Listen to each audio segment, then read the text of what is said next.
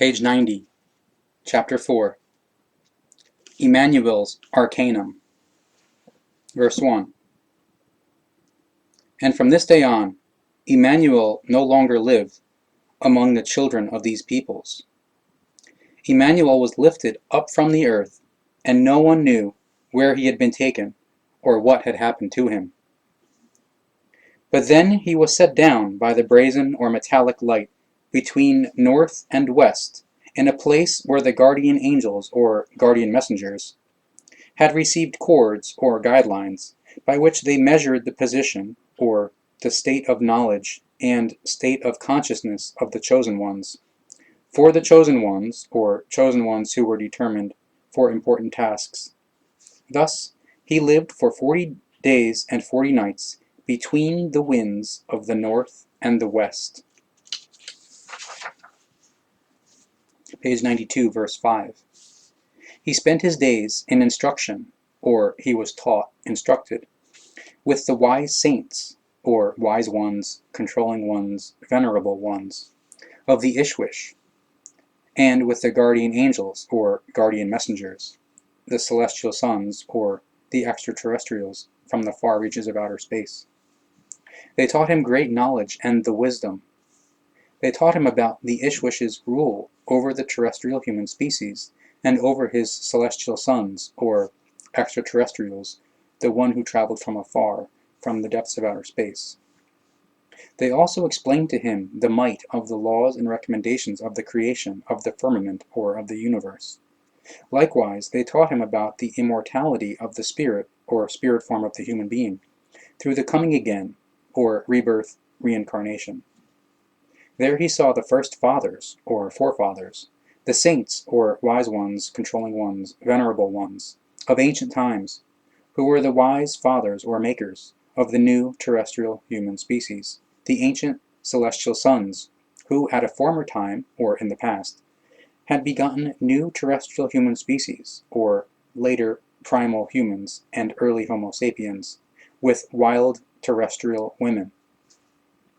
From there he went, or he was flown, to the north, to the ends of the earth, where the brazen or metallic singing or whirring lights, or extraterrestrial beamships of the Plejaren, and the chariots of fire, or spaceships with rocket propulsion to launch, came down from the firmament, or flew up into the firmament, or into the air, like fast arrows, with singing or whirring sounds, enveloped in smoke and fire. There at the ends of the earth, there at the ends of the entire earth, he saw a great and magnificent wonder. In that place, he saw the celestial portals, or large view screens / monitors, open, of which there were 3 different ones.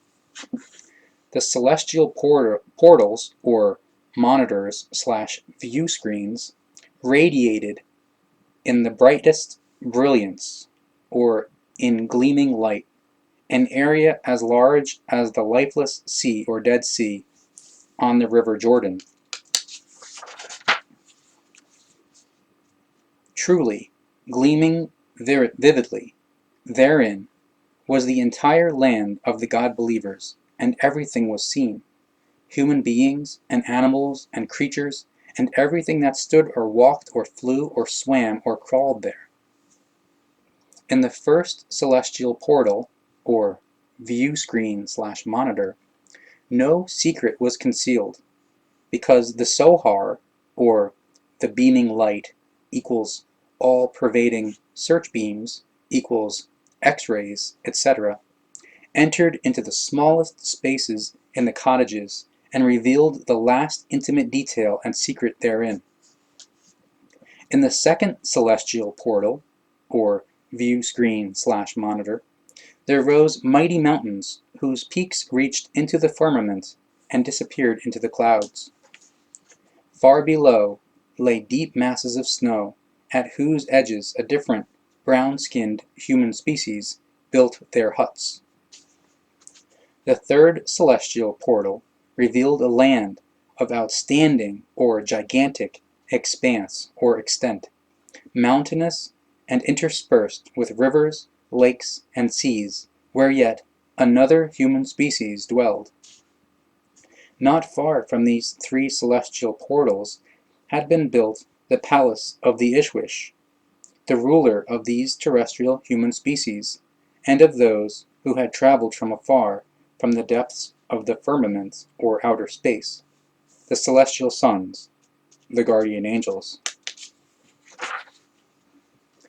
In his palace, the Ishwish governed the human species, or white, black, yellow, and red, created by him, or by his order, through the celestial sons and over his retainers, the celestial sons. He was near immortal, or relatively immortal, because he had become over 1,000 years old, ancient, and of giant size like the celestial sons. In the palace of the Ishwish there appeared to Emmanuel two very tall men, the likes of whom he had never seen on earth. Their faces shone like the sun, or beamed in love, and their eyes looked like burning torches, or their eyeballs were red, not white, like with the human beings of earth. From their mouths issued fire, or spoken words of wisdom and warm, fuming breath. These, quote, fire human beings were 3.5 to 4 meters tall. Their clothing was like or resembled a covering of foam, and their arms were like golden wings, or loose, fluttering clothes, and colored sleeves as if blazing in fire. They lived in a world of their own, or protective suits, because the breath, or air, they were gas breathers, of this earthly world would have been fatal for them. These two men of the 7 stars were holy, or venerable, teachers, and they were together with 2 smaller men who said that they were men of Baawi, or extraterrestrials from the Baawi area, equals a planet that is referred to as Baawi, spelled B-A-A-W-I. The men were from 230 to 250 centimeters tall. They said, quote, human beings have come from the firmament, or outer space, to Earth, and other human beings have been lifted from Earth into the firmament, or outer space. The human beings coming from the firmament, or outer space, remained on Earth for a long time, and they begot the talented or intelligent human species. Behold, the earth human beings, who proceeded from out of the earth, they were still fallen to wildness and unlovely, or unattractive, unsightly. But behold, the human beings on the earth, who were begotten by the celestial sons, were unique and were different from the old human children of the earth. The ones begotten by the celestial sons were not like the old human children of the earth, but resembled the children of the guardian angels, or guardian messengers, messengers of the firmament or outer space, and so they were of a different kind. Their bodies were white as snow, and red as the rose blossom, their hair at the top of the head, and the beard white as wool, and their eyes beautiful. The human species will now retain their inherited beauty, so they will propagate it further, or further pass it on. But in the course of centuries and millennia, they will mix with other human species of the earth and of the firmament or outer space, so as to generate a new human species and special races, as the celestial sons did with the human beings of earth. Quote, Emmanuel, you are one who has knowledge, begotten from among our ranks by the celestial son, or extraterrestrial Gabriel, of the lineage of Raziel. With your knowledge, you will make the impossible possible, so you will accomplish things that each species of the human beings will attest as miracles or as inexplicable. You know the power of the spirit or consciousness, but keep away from or beware of defiling or abusing it. Your own wise knowledge, and the knowledge obtained through us, should redound to the well-being of the human species. Through the road leading thereto will be very burdening or burdensome for them and for you. You will be misunderstood and denounced in the distant time to come or future, because the human species are still unknowing and fallen to beliefs of gods and tin gods. They believe that the Ishwish is the creation itself, therefore they call him God, and yet he is not that, for he is in truth only the Lord of the celestial sons and the human species. The human beings of earth attribute to him as God the power and the might of the creation, and he is glorified and prayed to and worshipped in falseness. But the Ishwish is likewise a human being, like all the celestial sons and the human beings of all species or races in the vastness of the firmament or universe, except that he is far greater in the might of the thoughts than they are. The creation, however, stands immeasurably raised or high above the Ishwish, ruler over the celestial sons and all human species in the vastness of the firmament or universe, because it alone is the unmeasurable secret, or the inscrutable. But you, Emmanuel, you will be insulted in the near and distant time that is coming, as the sole standing or only begotten Son of a God, which they have confusedly set above themselves since time immemorial, and will continue to do so. So they will elect or choose you in falseness as the Son of a God, and as the God himself, and they will worship you due to an evil cult or religion, sect, and you will be equated with the secret of the creation.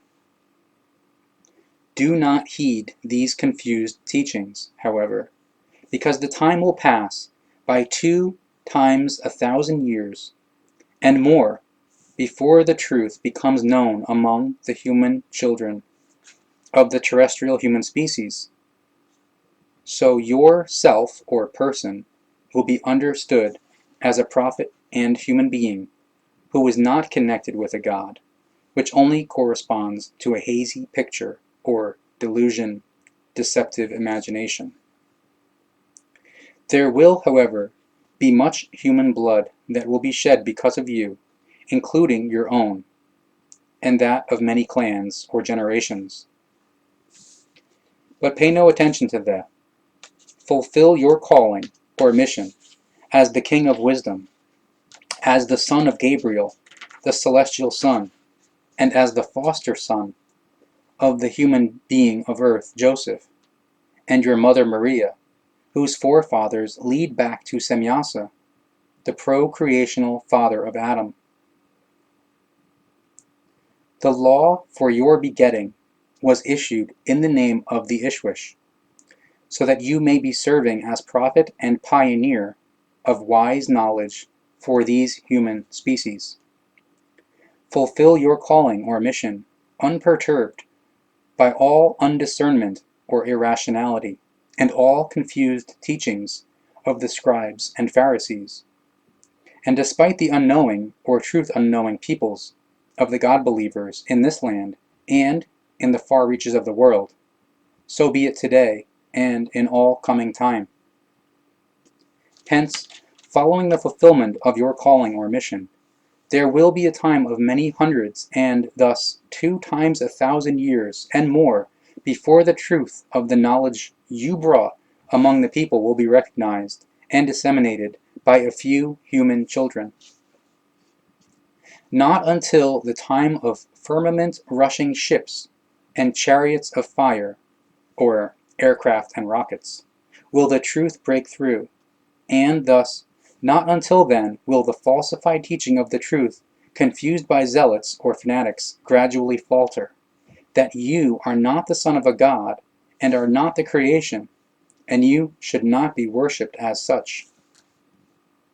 And this will be the time when we celestial sons reveal ourselves to the human species again in a new form, and first only in hiddenness or secrecy, and only when the human beings have become knowing, but even more astray from the truth, and threaten the structure of the firmament or the universe with their acquired might, will the time come for open encounterance or for open contact."